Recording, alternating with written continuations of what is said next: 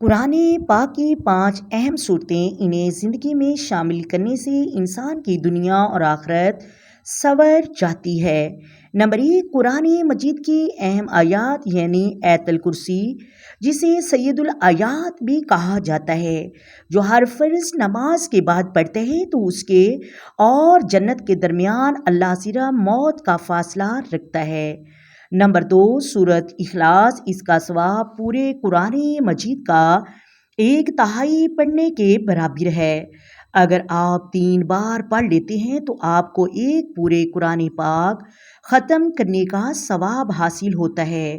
Number 3، سورۃ واقعہ، اگر ہر روز مغرب کی نماز کے بعد پڑھی جائے تو اللہ تبارک و تعالیٰ آپ کو غربت کی آزمائش سے محفوظ رکھتا ہے۔